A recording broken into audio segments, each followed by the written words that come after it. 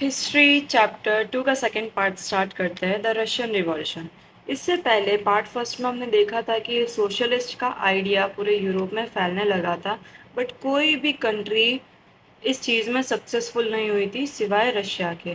अब रशिया के अंदर ये सक्सेस कैसे आई थी वो हम पढ़ने वाले हैं इस पार्ट में, which is the Russian revolution. देखो 1914 में सार निकोलस करके एक राजा था जो रशिया पे रूल करता था पूरे एम्पायर पे। रशिया के अंदर अलग अलग रिलीजन होते थे, जैसे प्रोटेस्टेंट, मुस्लिम, बुद्धिस्ट, कैथोलिक्स। पर ज़्यादातर रशियन ऑर्थोडॉक्स क्रिश्चियनिटी नाम का एक रिलीजन था, वो एग्जिस्ट करता था रशिया में। 85% ऑफ पॉपुलेशन जो थी वो एग्रीकल्चर सेक्टर में वर्क करती थी। 85% एग्रीकल्चर सेक्टर में वर्क करती थी। और बहुत कम इंडस्ट्रीज़ थी उस टाइम पे, बहुत ज़्यादा कम इंडस्ट्रीज़ थी, लिटिल इंडस्ट्रीज़ थी पूरे रशियन एम्पायर में। और जो थी ना, वो नॉर्मली पीटर्सबर्ग और मॉस्को, इन दो जगहों पे ज़्यादा थी। Many factories were set up in 1890 when Russia's railway network। अब देखो उस टाइम पे क्या हुआ, बहुत सारी रेलवे नेटवर्क्स बनी थी। और उसी टाइम पे फैक्ट्रीज लगना स्टार्ट हुआ था, क्योंकि ट्रांसपोर्टेशन जब इजी होता है तो बिजनेस करना इजी हो जाता है। तो रेलवे नेटवर्क की वजह से बहुत सारी फैक्ट्री सेटअप हुई थी। कब? 1890 में। और इसी वजह से फॉरेन इन्वेस्टमेंट जो था वो इस इंडस्ट्रीज में इंक्रीज हो रहा था। अब देखो 1940 तक, 1940 में 14 में 31% जो थी ना लेबर, वो कौन थी? वुमेन थी। पर इनको वेजेस जो मिलती थी ना वो बहुत कम मिलती थी मैन से। Workers have great unity. Workers की बहुत अच्छी यूनिटी। जब भी कोई इंसान के साथ में गलत होता था, कोई भी वर्कर के साथ गलत होता था, तो सबके सब वर्कर्स साथ में मिलके कदम उठाते थे, वो स्ट्राइक कर देते थे। Employers treat every any one wrong. कभी भी एम्प्लॉयर अगर किसी को गलत तरीके से ट्रीट करता था तो वर्कर्स मिलकर स्ट्राइक कर देते थे। ये तो सिचुएशन थी इंडस्ट्रीज की, मतलब अर्बन एरिया के अंदर कैसा चल रहा था। रूरल एरिया की बात करते हैं। रूरल एरिया नॉर्मली एग्रीकल्चर पर डिपेंडेंट था। कुछ फार्मर्स के पास में बहुत कम ज़मीन थी और कुछ के पास में बिल्कुल थी ही नहीं। किसी के पास कम थी और किसी के पास बिल्कुल ज़मीन नहीं थी।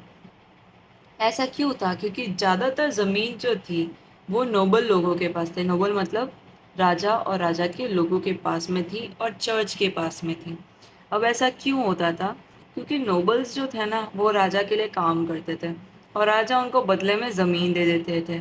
और वो ज़मीन किसकी होती थी? पीसेंट्स की होती थी। इसीलिए पीसेंट्स जो थे वो नोबल्स को हेट करते थे, क्योंकि सारी ज़मीनें उनकी नोबल्स को जा रही हैं। And hold property. Peasants wanted the land of nobles. Peasants क्या चाहते थे? कि जितनी भी ज़मीनें हैं वो हमारी है और वो हमारे हाथ में आ जाए वापस। ठीक है। रशियन पीसेंट्स जो थे वो थोड़े अलग थे। वो ऐसा नहीं है कि खुद की ज़मीन है उगा लिया मार्केट में बेच दिया, वैसा नहीं होता था वहाँ पे। वहाँ पे क्या होता था? दे पूल्ड देयर लैंड। वो अपनी ज़मीन को इकट्ठा करते थे। इकट्ठा करने का मतलब है सारी ज़मीन पे एक साथ में काम करते थे पीरियोडिकली। और जो भी वो आउटपुट क्रिएट करते थे, कम्यून क्रिएट करते थे, मतलब जो भी प्रोडक्शन करते थे वो नीड्स के अकॉर्डिंग आपस में बांट देते थे।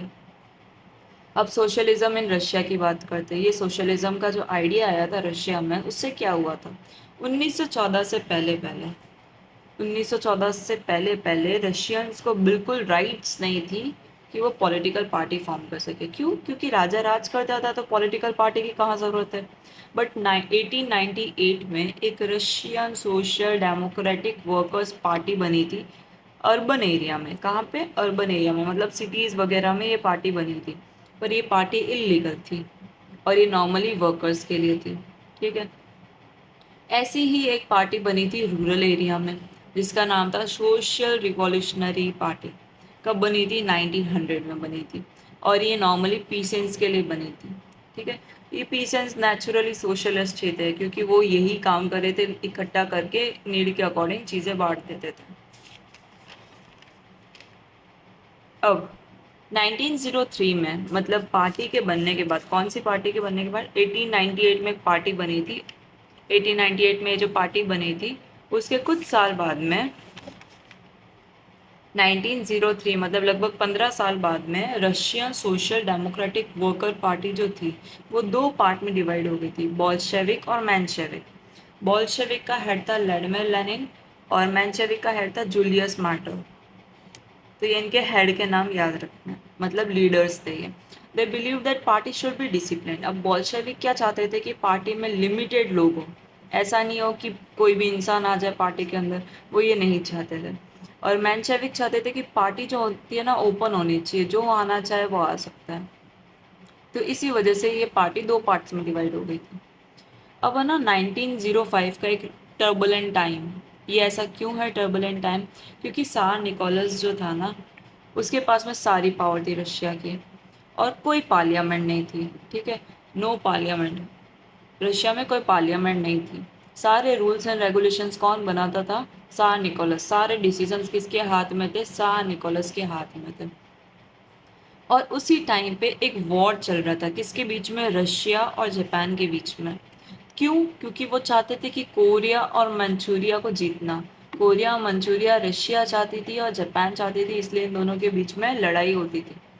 Russia had lost many times in a war. Russia बहुत बार हारी, बुरी तरीके से हारी।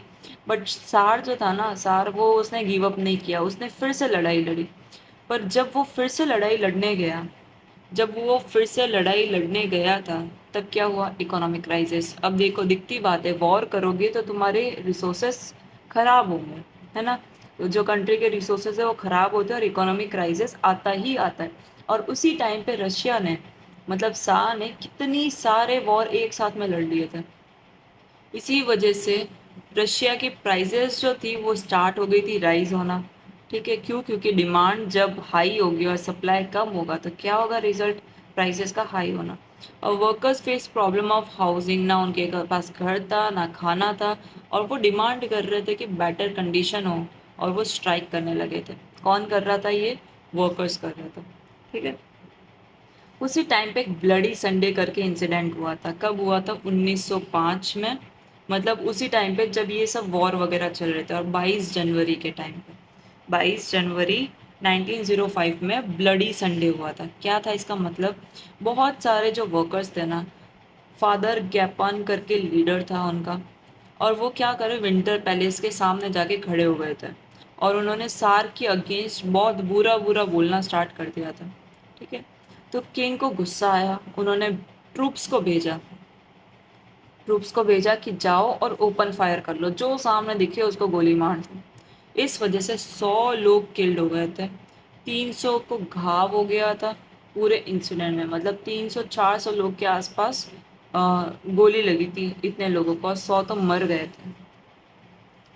इस इंसिडेंट के बाद में पीपल बिकम मोर। अब देखो, दिखती बात है, जहाँ अपने लोगों को चोट पहुंचती है वहाँ पे लोग क्या करेंगे? एग्रेसिव होंगे।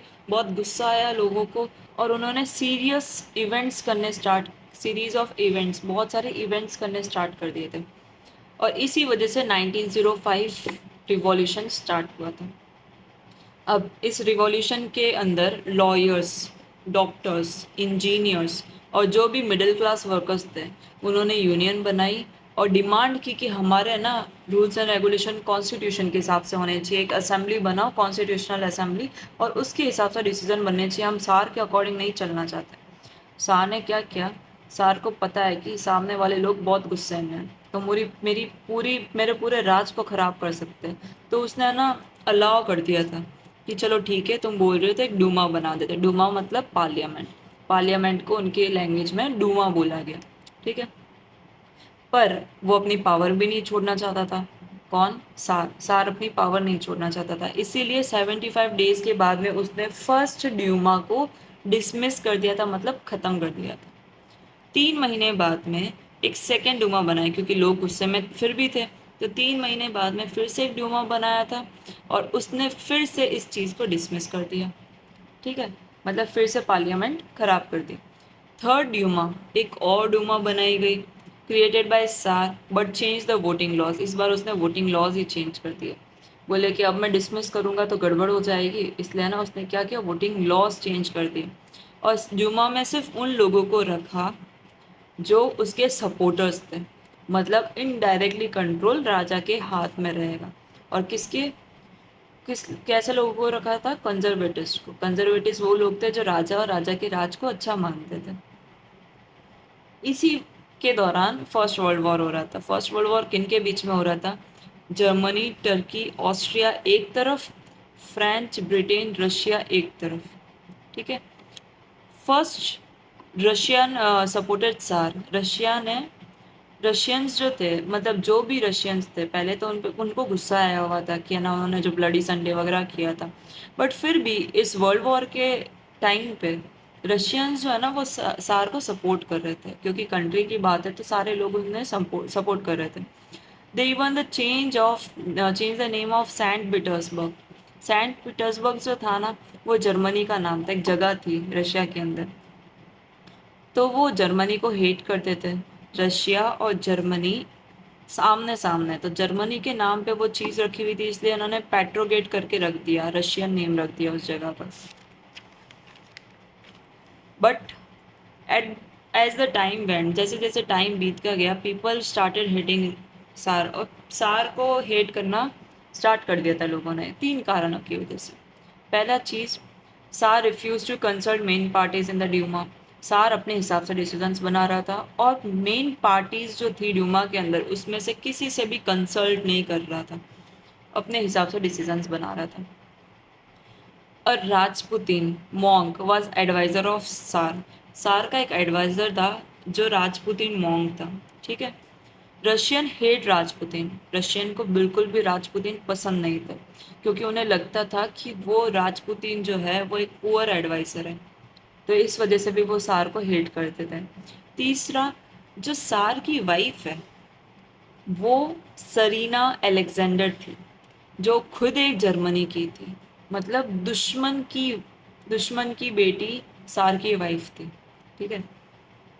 तो 1914 से 1960 में Russian army was badly defeated by the German and Austrian forces. Russian army जो है वो बहुत बुरी तरीके से हार रही थी जर्मन और ऑस्ट्रियन फोर्सेस में, और 1917 तक 7 मिलियन लोग मर चुके थे रशिया के अंदर।